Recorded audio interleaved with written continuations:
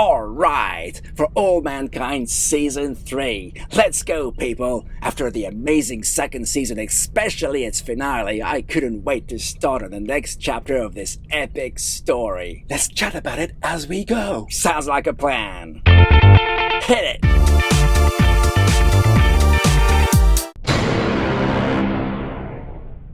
So, just like with the start of Season 2, we get a quick montage of events that occurred in the 10 years between seasons, and already I'm feeling somewhat uneasy. I mean, in the last one, it was mostly about big political events that shook the world, like the Pope being assassinated and John Lennon surviving the attack on his life, the opposite of what happened in our own timeline, but not significant enough to alter the world as we know it.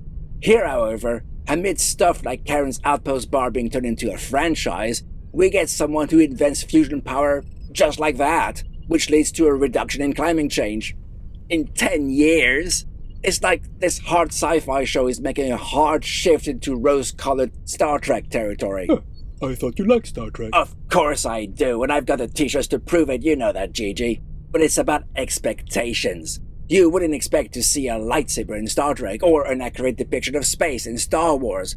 I loved the first 2 seasons of For All Mankind for the tense political drama, the extrapolation of real-life science into a near sci-fi setting, wrapped into a gut-wrenching personal drama. Hell, that's why the second season finale was so good, but this new montage worries me about the coming season. But it's only a montage, McCluck. You can't judge an entire season on a montage. You're right.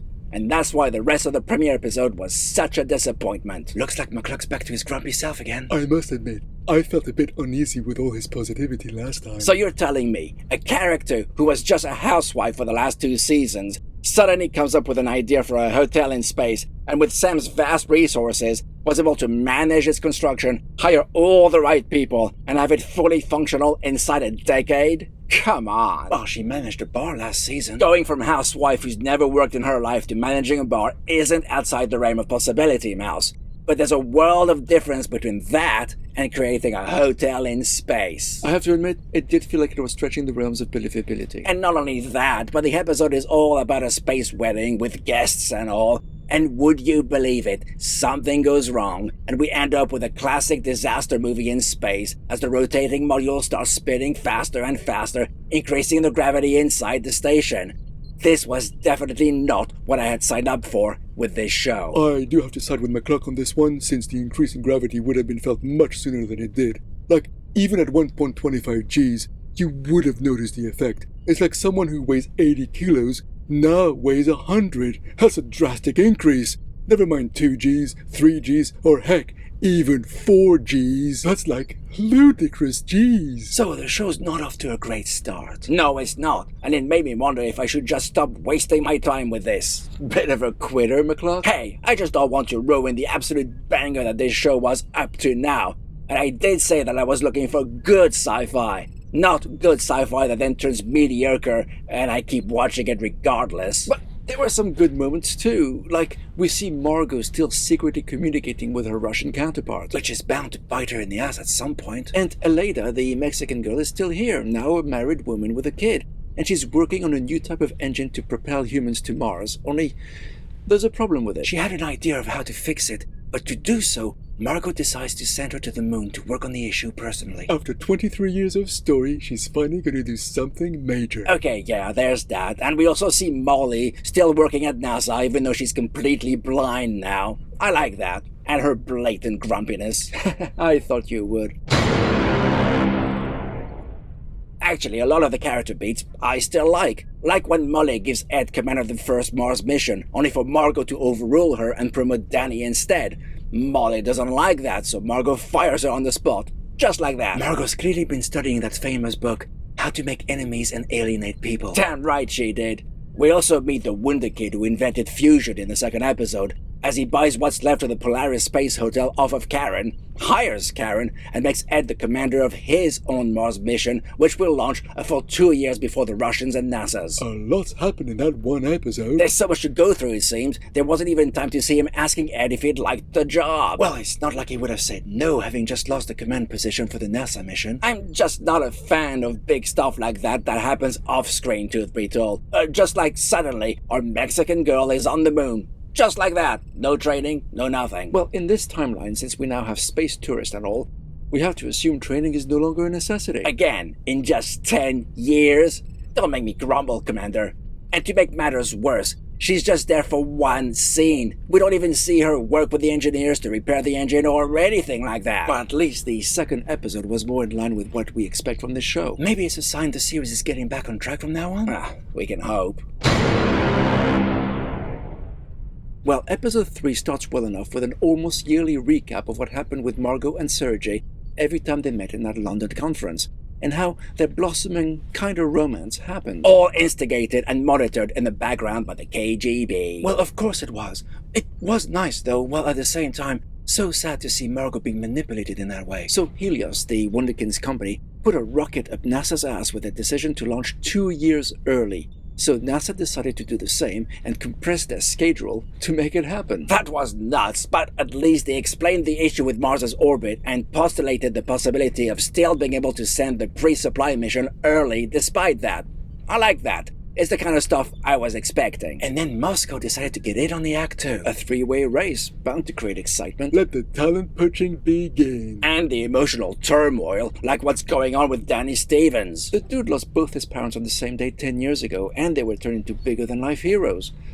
Hard to thrive under such a shadow. Yeah, I know. And I appreciate his conflict.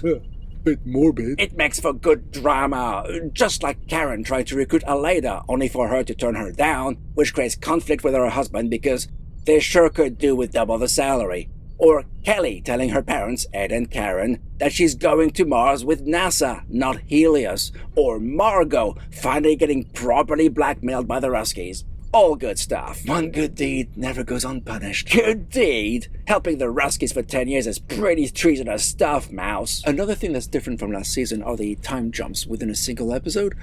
But different is good, right? Events move pretty fast. Blink and you can miss something. 3 episodes in, and all 3 ships are on their way to Mars within the same time window, giving us the impression there's a lot of story to get through for the rest of the season. Somehow, they managed to speed up all their projects, and we didn't get to see any of it. That's the drawback of all this rushing, I won't lie. I feel that all of that preparation would have taken up an entire season before. Like Ellen becoming president. The great thing about that character was her struggle to balance her personal and professional life, and now we have a secret lesbian as a Republican president. And we're not even talking about that. As I said, rushed. And talk about tripling your efforts and resources as 2 nations and 1 private businessman are all going at the same time to the same place. They've got fusion power now. I'm sure they can all afford it. Oh, I hope this won't turn into It's a Mad, Mad, Mad, Mad World in Space.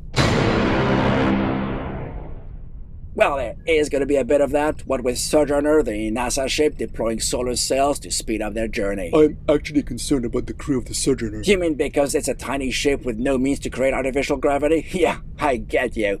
At least Helios's Phoenix has a rotating hub to simulate 1G, thereby keeping their crew in tip-top shape. Sojourner will suffer massive bone and muscle loss on their way to Mars, and I thought this show was all about as much realism as possible. That's right, because they're not even saying how long the trip will be. Using our current technology, it would take 6 to 9 months to reach Mars.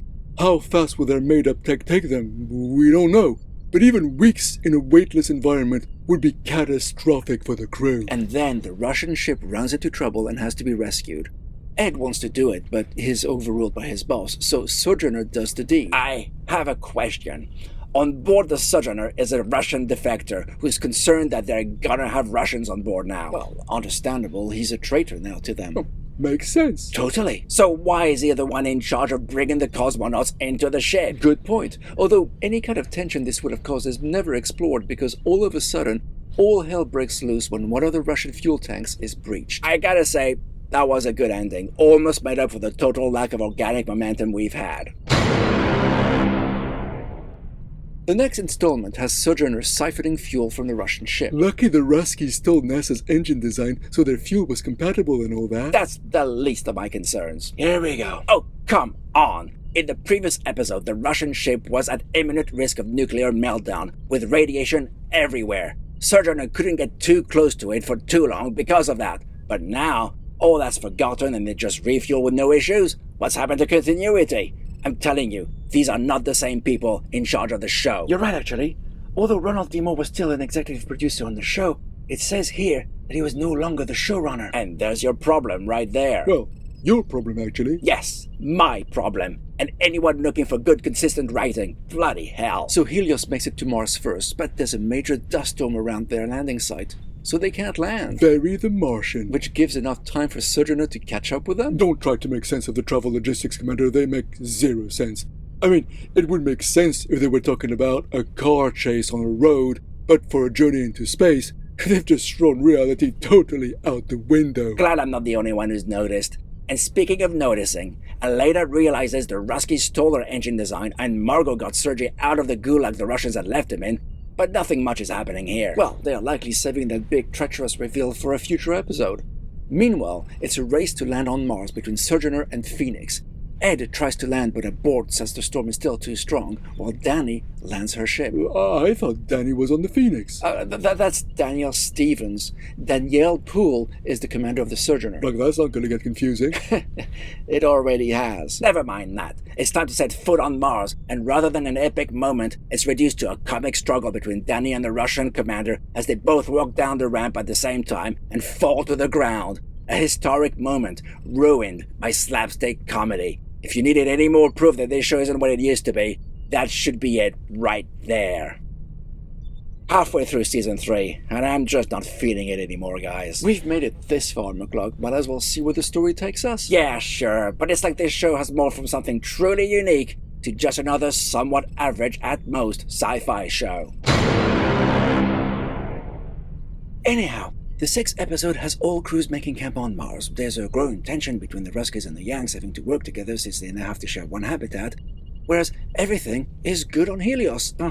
Whereas not for the fact that Danny is listening in on Ed's private messages, and despite the fact that Ed tells Karen how much he loves Gordo's son as if he was his own, Danny's getting more and more pissed off with him. That's because he has a decade-long obsession with Karen, and how much do you want to bet he'll end up losing it or something at some point? It certainly feels incredibly signposted. Right? Back on Earth, since the Russians and Americans are working together in Houston, Aleda is getting more and more paranoid about the invited Russian delegation. Well, stands to reason. They already stole the engine design. What else did they steal or are planning to steal? How about the location of liquid water on Mars? They're not stealing that, but are keeping its location from the Yanks. While making a deal with Helios. But how would that even work considering the Russians live on the American base? It wouldn't work. It makes zero sense to keep it from them considering their lives were saved by the NASA astronauts, and it feels like it was just a way to create artificial tension. Then we have the gay issue. To be honest, I thought that should have been brought up by Ellen Wilson, who is now the president,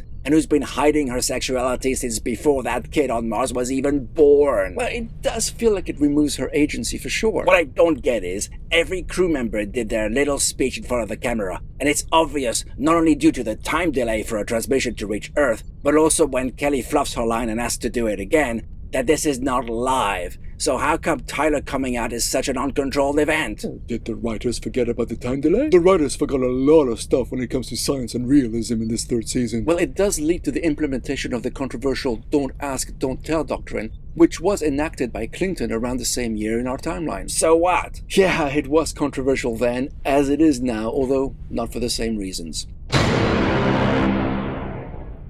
So we now have rising conflict on Mars, with Danny Stevens self-medicating and becoming more and more unruly and aggressive, and Ed and Kelly having an argument about properly testing the water they found on Mars for life. Didn't they see Doctor Who's The Waters of Mars? I'd be super careful if I were them. And back on Earth, someone's heard that Larry, Ellen's husband, has been having an affair with a White House aide, which is going to cause problems. And meanwhile, Jimmy Stevens, Gordo's other son, is getting involved with anti-NASA activists. Shit's gonna hit the fan everywhere. Well, for one thing, I don't understand the deal with those activists. Like, they need to steal an ID card to do something in Houston, and Jimmy's the one to do it for them because of his connections. But it turns out that they only needed that guard to steal the statue of his parents. But why? Why do you need a guard for that since it was outside of the building? And how did you manage to steal it without anybody noticing? That place has security guards everywhere, all the time. For myself, what I don't get about Danny's situation is the inventory should be rigidly controlled on board a vessel with a finite supply. So how come no one is noticing the fact that these drugs are disappearing at a rate of knots? So the story can happen, Doc. I thought you hated that reason, McCluck. I do, and I hate this because they're artificially creating a problem for the sake of it. It's the kind of writing I really don't like. And why would he be trusted with a job, any job, when Ed could clearly see that he was doped up to the eyeballs? Same reason, Doc. But that's just so unprofessional. Now you know why I hate such lazy writing. At least it leads to a pretty dramatic cliffhanger. More like a cliff collapser. Yeah, cool ending. Totally avoidable had Danny been relieved of duty, as he should have been, and with Ed in charge, it's impossible that wouldn't have happened. Except it did. Plus, you have to wonder why was part of the drill controlled remotely from the base, and if something was going wrong, as it clearly did for a long time before all hell broke loose, why didn't someone near the drill just switch the damn thing off? So the story could happen. Shut up. You're a bit of a hypocrite, though. Come again. Well, you thought the crises near the end of seasons 1 and 2 were really good. I did, because they were believable in terms of, yeah, I could see how that could have happened. Everyone did everything right, and still the shit hit the fan. Here, this disaster was so obviously avoidable and caused by incompetence and unneeded remote tech, which totally lessened its impact for me. Well, at least now there's a crisis to deal with. Nothing like a crisis to bring the story together.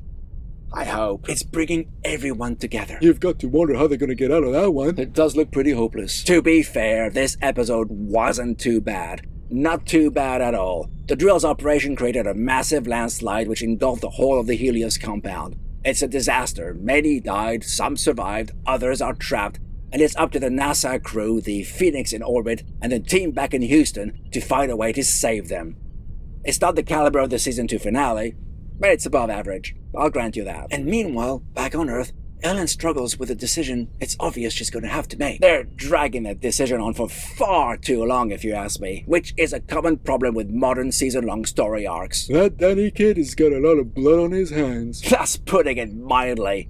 And what happened to his brother? There's been zero repercussions for stealing the statue. No police, no news coverage, nothing. It's like no one misses it. So what was the point of that plot thread?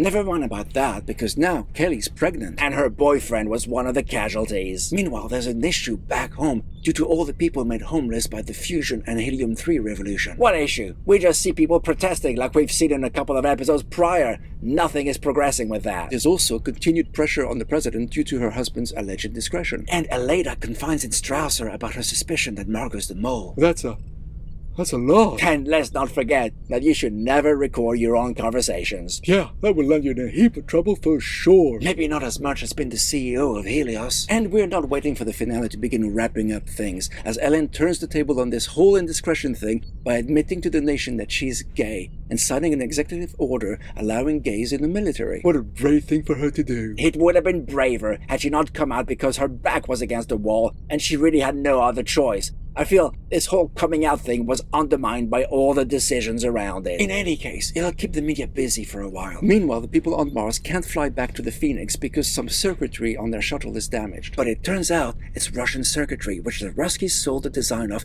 to various other nations, including the North Koreans, and they sent a probe to Mars at the start of the season, and it happens to have crashed 90 clicks away from Happy Valley, NASA's base. Convenient. Yeah, but they must hurry because Kelly collapsed due to her being pregnant in the low gravity, and they need to get off this rock ASAP. It's okay, because Poole and the Russian commander are nearly at the North Korean probe to get the replacement circuitry. Not so fast. That probe had a North Korean on board, and he's still alive. What the actual? So it did turn into it's a mad, mad, mad, mad world in space. I laughed out loud when I saw that. Of all the ridiculous things this season has thrown us, this was so outrageous, it was comical. So, that one guy got to Mars first on a Soyuz-type capsule. Give me a break. He would never have survived the journey. That capsule has no room for enough provisions for such a long trip, nor for the time he spent on Mars on his own, nor would his body have survived for months in zero-G to get to Mars. And let's not talk about the air he would have needed to last this long. Like I said, he never would have survived. Isn't it weird when the Doc and McCluck are in agreement like that? You're telling me? This is so disheartening. It's like this show's become a parody of itself. I mean, I didn't know how they were going to top the season 2 finale, but it turns out they didn't even bother to even think about trying. Talk about jumping the shark. Shall we watch the finale anyway? Well, we've come this far. What the hell, eh? So the writers and science advisors on Season 3 think going to Mars is the same as going to the moon, in a capsule, with no room to move around, nor to bring much stuff with you. You shut the bed, producers, and you expect us to take this show seriously now? That North Korean aside, there's the other matter of Kelly needing to go back to the Phoenix, with the rest of the team electing to remain behind so she can go up there ASAP. But the shuttle is still too heavy, and there's not enough fuel for her to reach the ship. Shows you always need redundancies, and a second shuttle wouldn't have gone amiss. Hear, hear. Meanwhile, Ellen is feeling the pressure of having come out. Never mind about that. They're going to copy the ending of The Martian. But how? She's ill. She just collapsed because her blood pressure is too high due to the pregnancy. How do they expect her to pilot the shuttle in her condition? It's even worse than that, Doc. She'll be strapped to the outside of the ship, so someone will be inside piloting the damn thing. Hang on. They're strapping a heavily pregnant woman with a life-threatening condition to a shuttle? Yes. Why? So once she reaches the apogee, which isn't enough to get her to Phoenix, she'll then perform an EVA. What? And who will pilot the shuttle? Well, it's gonna be Ed, of course. I thought with just her alone, they could only get to 95% of the way. So wouldn't adding Ed in there make the shuttle even heavier, meaning that they'd end up even further away from their destination? Hey, you're obviously cleverer than those writers, Doc. And meanwhile, Jamie Stevens is planning on doing some activism in Houston, pushed along by his activist friends. That entire part of the story, all season long, felt like it was just there to give him something to do. It was nice seeing Molly again, though, but I don't see what her little speech to Ed did to help him out. It's not like he didn't know that stuff anyway, being a seasoned pilot. I guess it was just a way to get her into the command center, I guess. Excuse me, but what's the pressure of liftoff going to do to Kelly and her baby? Don't worry about it, Doc. She Matt Damon'd herself out of Mars. It was so much more absurd than Matt Damon's. But why steal the ending of a better story also based on Mars? Pretty much says it all, eh? And then there's Ed's predicament.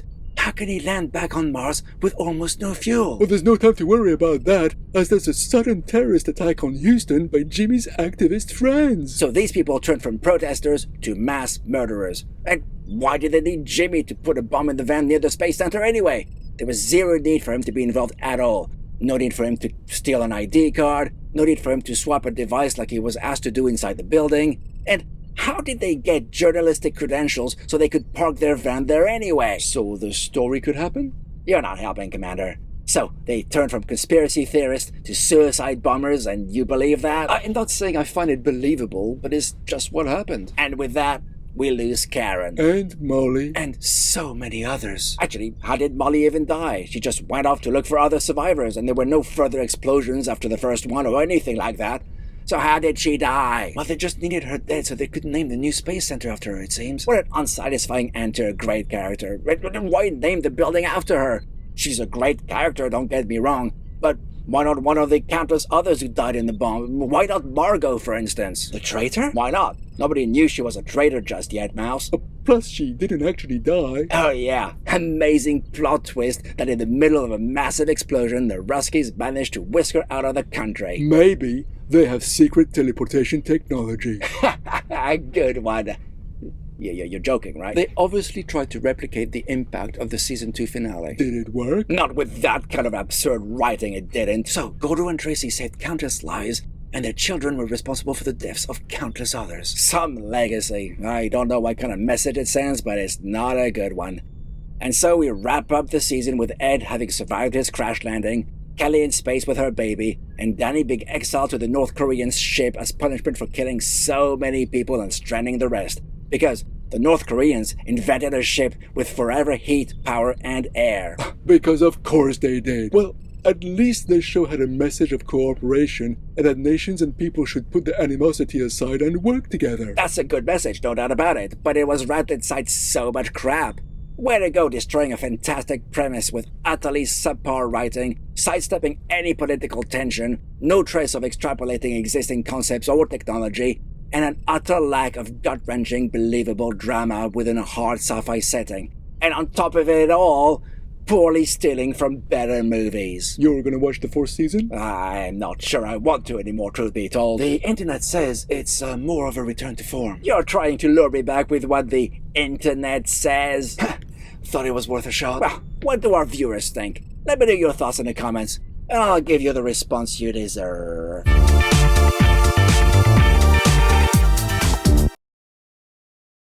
I have to admit, it did feel like it was stretching the realms of believability.